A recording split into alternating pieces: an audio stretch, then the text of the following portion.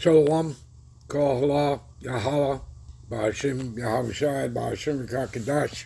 All praises and glories definitely due, especially in the times we're living in.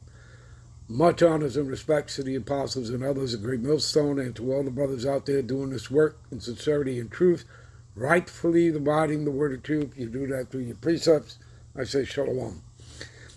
All right, we're going to title this, The Lord Will Have Mercy on Jacob and Yet Choose Israel, Isaiah 14:1. So let's get started. All right. For the Lord, and again, you see it in all caps. In the Hebrew Bible, Hebrew text, that would be Yahweh. Okay. Read from right to left.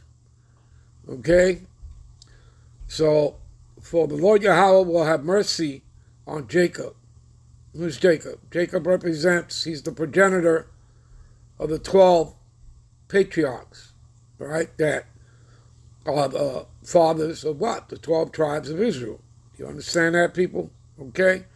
So this has nothing to do with Esau, Edom, the Edomites, or any of the other 16 heathen nations. Okay? There's nothing to do with them. All right? So regardless, of their replacement theology and supersessionism, which is about them trying to replace the Israelites, to take the inheritance of the Israelites. That ain't biblical, people.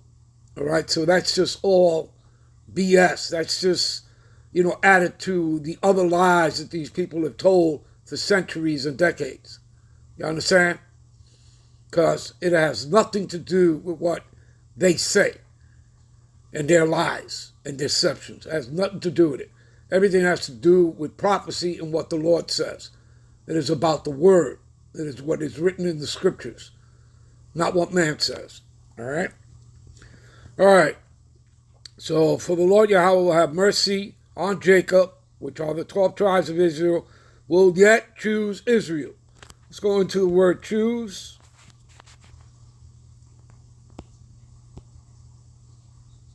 See it? And we'll choose. Strong's H 977. Bacher. See what it says? To choose, elect. You see that? The elect. See? To be chosen, right? Which comes from the Greek electos. Okay? You people see that? Right? It's chosen, right? The Lord has always had a chosen people, all right? Deuteronomy 7:6 will clearly tell you that. Okay? What is that? Psalms 147, 19 and 20. Right? The laws, statutes, and commandments were given unto Jacob, unto Israel. Right? And he have not dealt so with any other nation. We were the ones under the covenant. And that's why we got punished. That's why the curses are on us. The curses of Deuteronomy, the 28th chapter. From verse 15 through 15 through 68. Okay? Do you understand, people? All right? It's not on the others. The curses are upon the Negro, Latino, and Native American that make up the 12 tribes of Israel. All right? And we scattered into the four corners of the earth. Okay? Into the Gentile heathen nations. Okay? Got that? But what is it that Yahushua says? Right? In Matthew 5. What is that? Matthew's 10th chapter, right? 5 and 6. Go not into the way of the Gentiles or the Samaritans, but rather go on to the lost sheep of the house of Israel. Well, the disciples, the apostles, would have to go into the Gentile heathen nations, but not unto them specifically, but unto who? Unto the Israelites that were scattered into those Gentile heathen nations. Okay? You understand that? It's just for the Israelites. We're talking about the seed of Israel, people. All right? Give me a minute. All right. So, we'll yet choose Israel and set them in their own land. See that? Did that happen in 1948? No, it did not. All right? Yahushua didn't come with the angels and set them there. And if that's the case, they would be immortal. They would be the immortal God, kings, and priests of the earth. All right?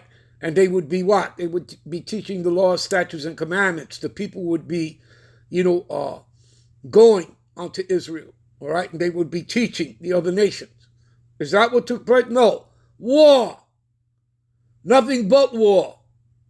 Okay? And clearly people, they're not supposed to be any more wars. Okay? All right? And the strangers shall be joined with them. The strangers here that it's talking about are not talking about heathens or the Gentiles. This is talking about the Israelite foreigners. All right? Shall be joined with them, and they shall cleave unto the house of Jacob. I mean, can you seriously imagine the heathens cleaving on to you Negro, Latinos, Native Americans? They've never done so before. Why would they do now? You understand? Okay? All right, give me a minute. All right, Isaiah 2. All right, and it shall come to pass in the last days that the mountains represent nations, that the mountain of the Lord Yahweh's house, so he's talking about the house of Israel, of you Negro, Latinos, Native Americans that make up the 12 tribes, right, shall be established in the top of the mountains. In other words, over the other nations, right? See? And shall be exalted above the hills. Hills is another word for mountains, okay? So exalted above all the other nations, and the other nations shall flow onto it. See that? Is that what happened in 1948? No, absolutely not. And many people shall go and say, come ye, let us go up to the mountain of the Lord, right? Yahweh, the house of the God power of Jacob, and he will teach us his ways, and we will walk in his path. That hasn't taken place, right? There's nothing but war. It's been cast out for war. You can read that in Ezekiel 36:5, how the heathens and the Idumeans is simply the Greek translation for Edom, how they have taken possession of the Lord's land, all right, with the spiteful minds to cast it out for prey, all right? So that's all that's been, nothing but war. There was war there May 14th, 1948 even.